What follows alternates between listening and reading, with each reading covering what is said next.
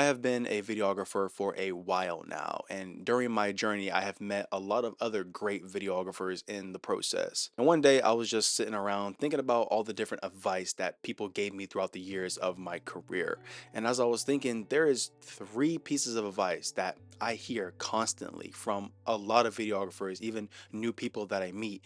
And honestly, these three are probably one of the biggest lies in the film industry. But hold on, let's talk about it. Biggest lie I was told, number one, is going to be filming everything wide open to get a more cinematic image. Now, the reason why I think this is the biggest lie that anybody can tell you is because when you watch these great movies, these amazing Hollywood films, they're not always shooting everything wide open. Sometimes you don't want to film everything wide open because there's no need to. Because if you think about it, these Hollywood movies, they are spending thousands upon thousands of dollars on building these sets. So why are they going to spend this much money to build a set and take the time to even build this set just to shoot at a f1.4 and have the background completely blurred out?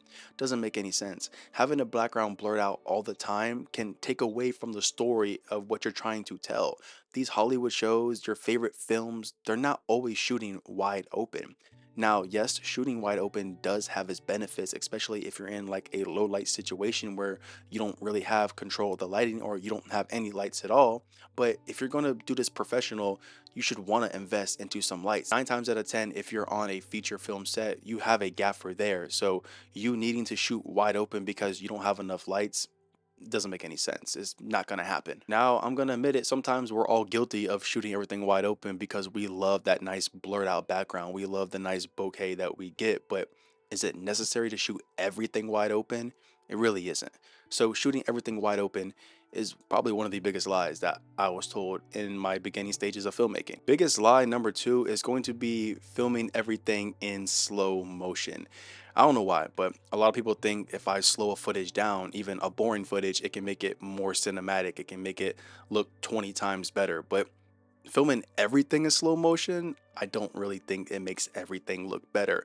And honestly, I'm guilty of this. Early on, when I used to shoot a lot of music videos, I used to always shoot in 60 frames per second and slow everything down. So this 2, 3 minute long music video I was filming potentially was just a giant slow mo down video because literally every other frame that I use, I slowed it down. And I think early on when you're getting into this industry, the biggest two things people tell you to do, shoot wide open, film everything in slow mo. Even if you don't know or think that you're going to use slow mo, just film it in slow mo. And like I'm telling you, this is the biggest lie that anybody can tell you. You don't want to shoot everything in 60 frames per second.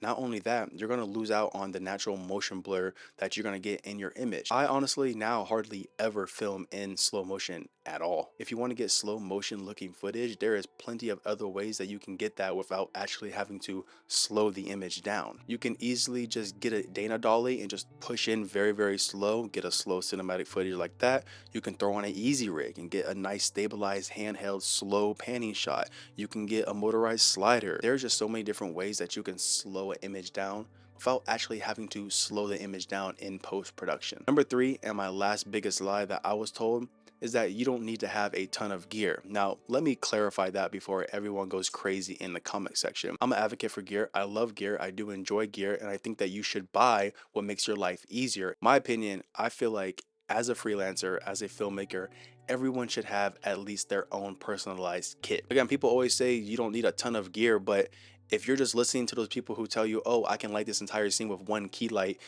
you're really just going to make your life so much more difficult. Yeah, you could light a scene with one key light, but you can make it better if you have 3 or 4 lights. You can make your life easier if you use 3 or 4 different lights. Again, people can take this however they want to take it, but me personally, I'm not saying that you shouldn't have a lot of gear or you should have a lot of gear, but what I am saying is you should have your own personalized kit for what you do as a filmmaker. Like for me, I do a lot of events and corporate work, but I'm a solo camera operator. It doesn't make sense for me to have a 1 ton grip van when I'm by myself and I do everything alone. I don't need a 1 ton grip van. Me having 4 lights is much more effective than me having an entire truck full of aperture lighting, nan light lighting, C-stands, clamps.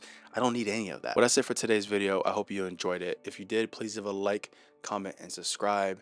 Let me know in the comment section below, what are some lies that you've been told your entire filmmaking career? There is so much more, but I just wanted to break them down to the top three that I honestly could remember people telling me over and over and over again. Without further ado, I'm gonna see you in the next video. I'll be on to. Bye, Jenny.